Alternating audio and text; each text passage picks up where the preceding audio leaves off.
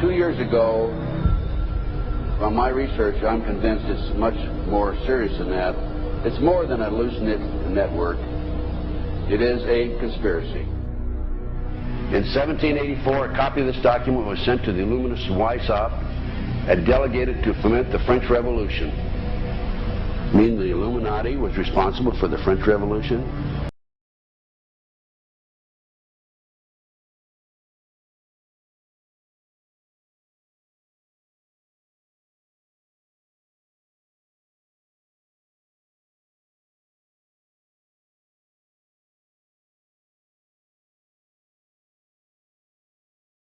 And ordered the police to raid Weishaupt's newly organized lodges of the Grand Orient and the homes of some of the most influential associates, including the castle of Baron Bossen-Sonderdorf.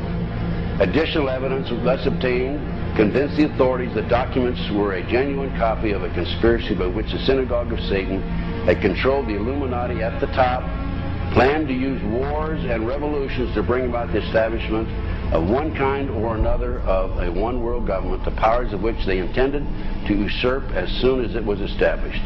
In 1785, the Bavarian government outlawed the Illuminati and closed the lodges of the Grand Orient. In 1786, they published the details of the conspiracy. The new order of the world, our enterprise is now a success. He said these blind slaves say they are free and highly educated, even as they march behind, notice this word, signs. Have you ever taken time to analyze a sign or a billboard or a logo?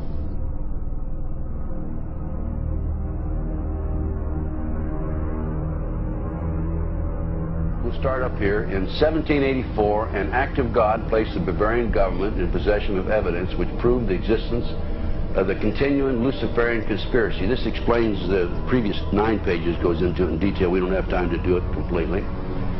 Conspiracy. Adam Weishaupt, a Jesuit-trained professor of canon law, defected from Christianity and embraced the Luciferian ideology while teaching at Ingolstadt University. In 1770, the money lenders who had recently organized the House of Rothschild retained him to revise and modernize the age-old protocols designed to give the Synagogue of Satan ultimate world domination so they can impose the Luciferian ideology upon what remains of the human race after the final social cataclysm by use of satanic despotism. Weishaupt completed his task on May the 1st, 1776. It's a communist holiday, isn't it? May 1, 1776. The plan required the destruction of all existing governments and religions. In 1776, Weishaupt organized the Illuminati to put the plot into execution. The word Illuminati is derived from Lucifer and means holders of the light.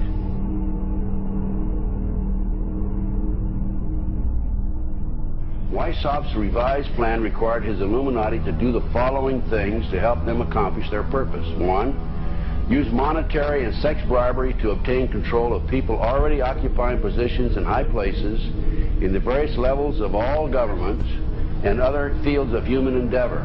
Once an influential person had fallen for the lies, deceits, and temptations of the Illuminati, they were to be held in bondage by application of political and other forms of blackmail and threats of financial ruin, public exposure, and physical harm, and even death to themselves and their loved ones.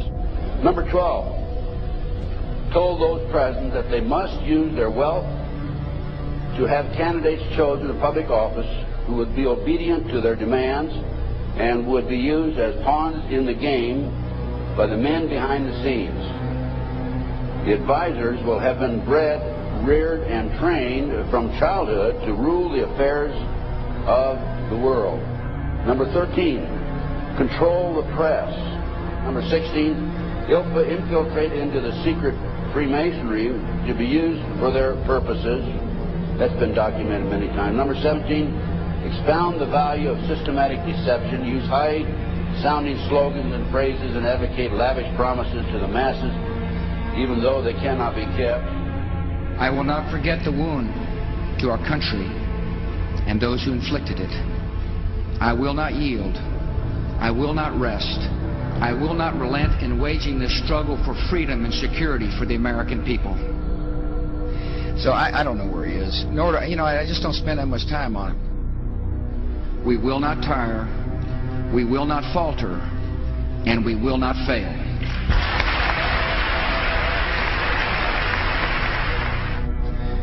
Terror is bigger than one person. And I remember he was telling me how you're gonna see soldiers looking in caves for people in Afghanistan and Pakistan and all these places, and there's gonna be this war on terror, of which there's no real enemy. Who knows if he's hiding in some cave or not? We hadn't heard from him in a long time. Operation Northwoods, the plan called for innocent people to be shot on American streets. This is the Pentagon. For boats carrying refugees fleeing Cuba to be sunk on the high seas.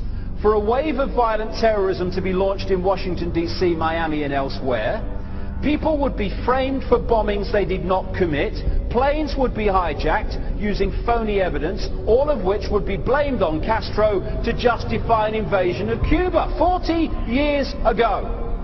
An aircraft at Elgin Air Force Base would be painted and numbered as an exact duplicate for a civil registered aircraft belonging to a CIA proprietary organization in the Miami area. At a designate time, the duplicate would be substituted for the actual civil aircraft and would be loaded with selected passengers, all boarded under carefully prepared aliases. The actual registered aircraft would be converted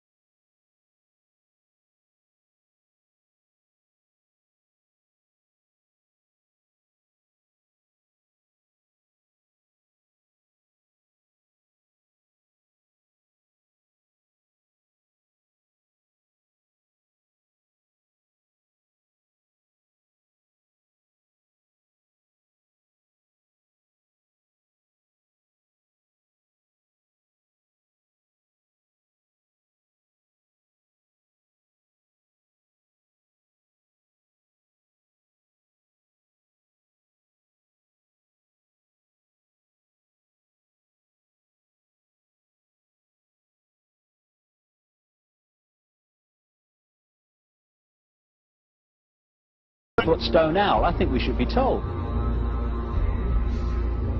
And no doubt you'll be hearing about all the differences between John Kerry and George W. Bush.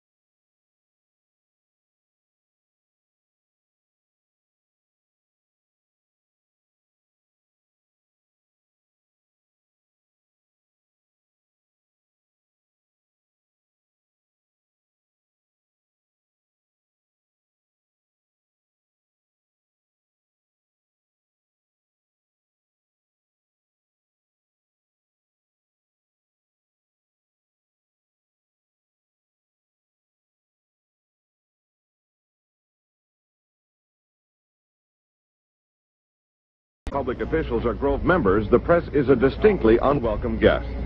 We're from ABC News. Well, get back there. Get back there. Can we talk to somebody in the... Get back there.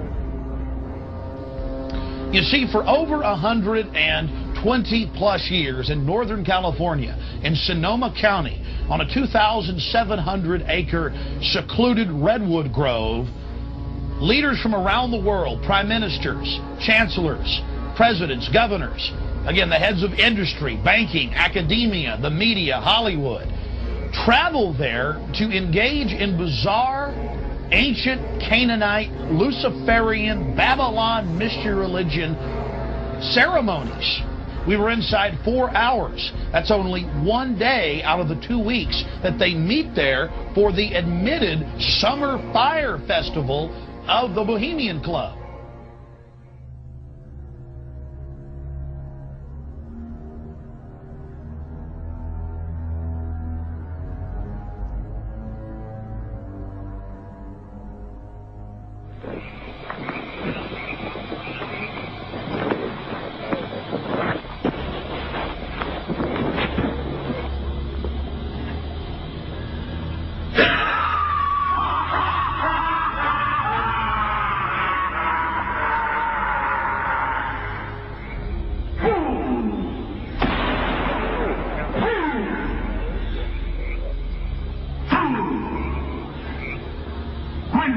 learn that me he cannot slay.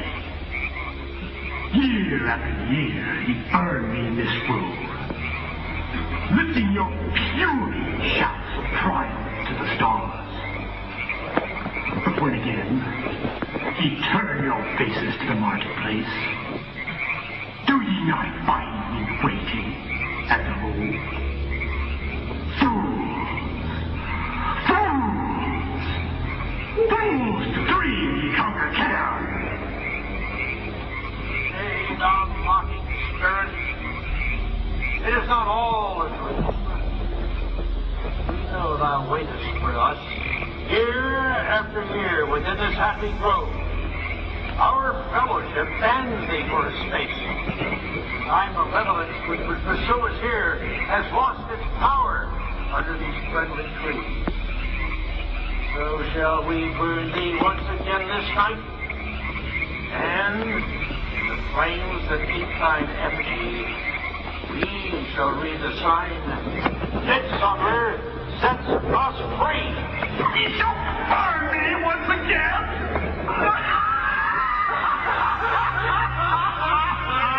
Not with these flames, which hither ye have brought from regions where I reign. Ye fools and priests, I spit upon your fire. Hail, fellowship's eternal flame. Once again, Midsummer sets us free.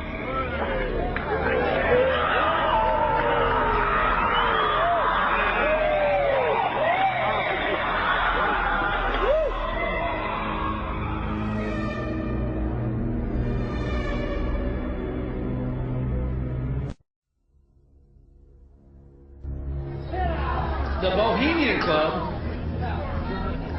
as you say, the Bohemian Club, that's where all those rich Republicans go up and stand naked against redwood trees, right? I've never been to the Bohemian Club, but you ought to go. It'd be good for you. Get some fresh air.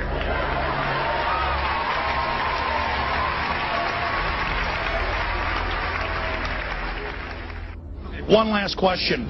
I read a Washington Times article many years ago where you had a comment about the organization.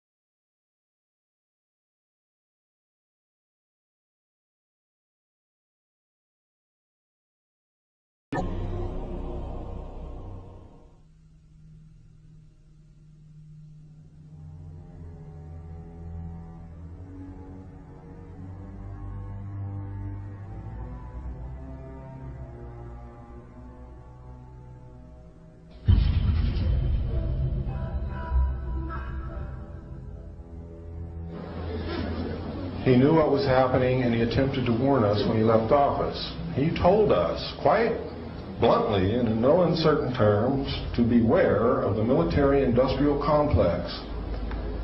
And who is the military-industrial complex? It is the members of the Council on Foreign Relations, and since the inception of the Trilateral Commission as well.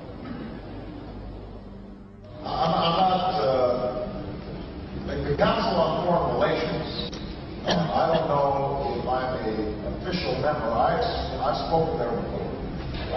It basically is just a forum where a bunch of people talk about foreign policy.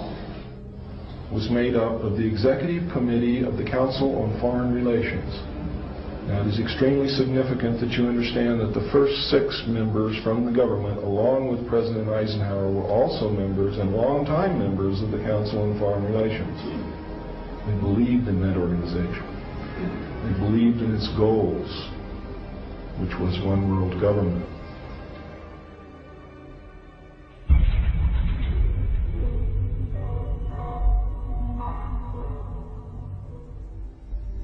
Number 15, create industrial depression and financial panic, unemployment, hunger, shortage of food. Use this to control the masses or the mobs, and use the mobs to wipe out all those who dare to stand in the way. Well, I'll tell you right now, every expert I've talked to is talking about food shortage. And it's coming, I'm convinced. What were they? Because I'd never seen anything like that. And his statement was that if he told me, I would be one of few people in Madison, Georgia that knew about them. And he says they're disposable coffins. They were stacked, he told me, 15 high.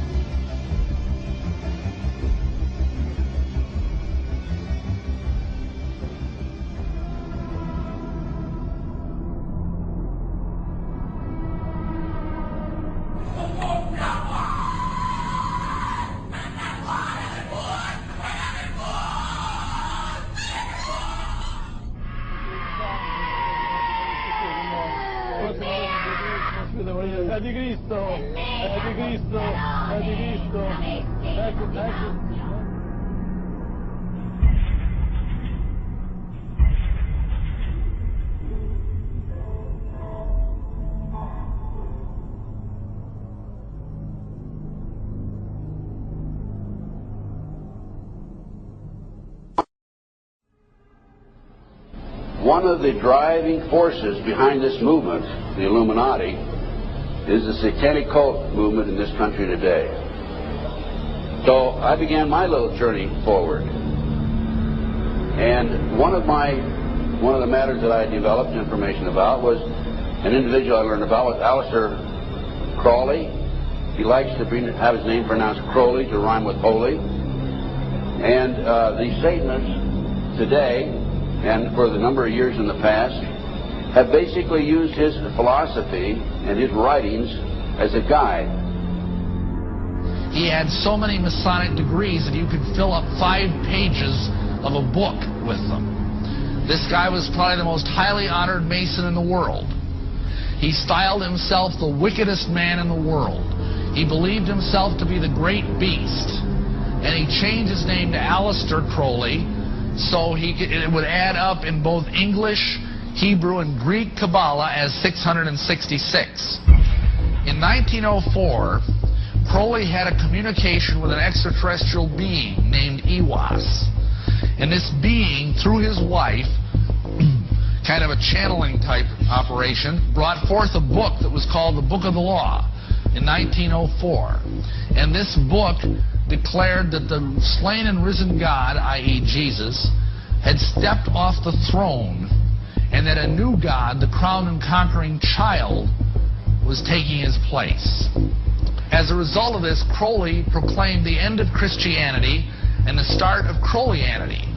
Crowley taught that the way you could live forever was by vampirizing little children sexually. And he personally bragged of having slaughtered 150 male children in 1 year. This is why he was called the wickedest man in the world.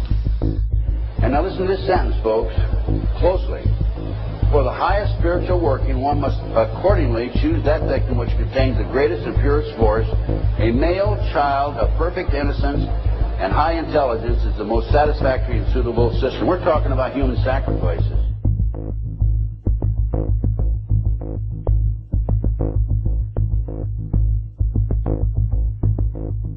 And they'd also drug them up, and they'd take a sacrificial knife and they'd start from the chest and move all the way down to your abdomen. And then that's how they sacrificed, and they'd collect the blood and they'd drink it. When the mid-September through mid-November, they sacrifice babies and nothing but babies because they need the pure blood of the untainted children. And I didn't understand what it was like. I can't believe I'm seeing this every year of my life.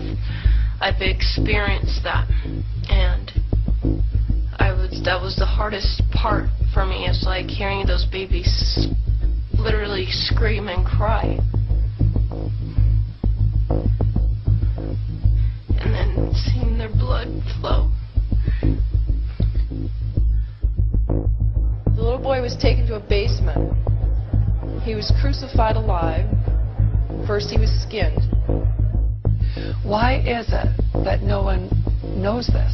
Because there's Satanists in the police force and also in the government, the army. They're everywhere. They're even on the council of the representatives of the United States also. And they're silenced because this is not being exposed, because they don't want it to be exposed, because they're really good at lying and hiding things. Rebecca, what happens to the people that want to come out of Satanism? They get killed. They get followed. They get taken. They get sacrificed in front of the congregation of the Satanic Church. Why? Because they know too much information about the Satanists and who their names and places of where they keep the people underground. And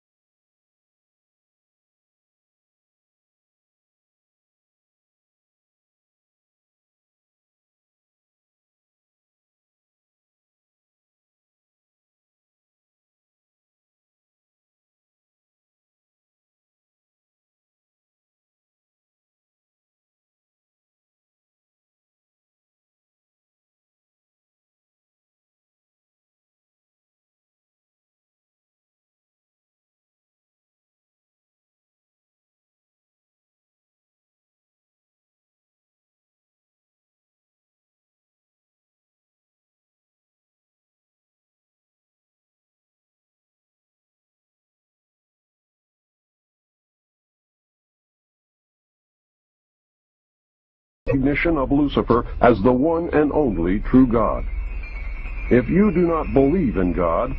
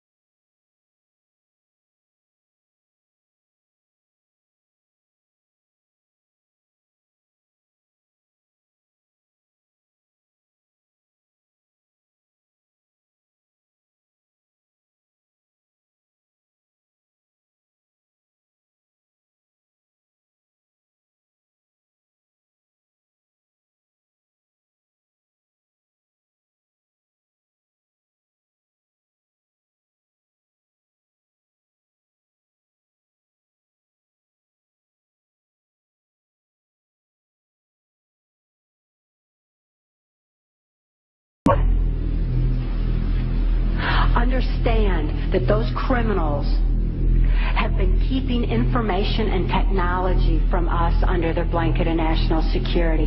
They are 25 years ahead of us at least. They're way ahead.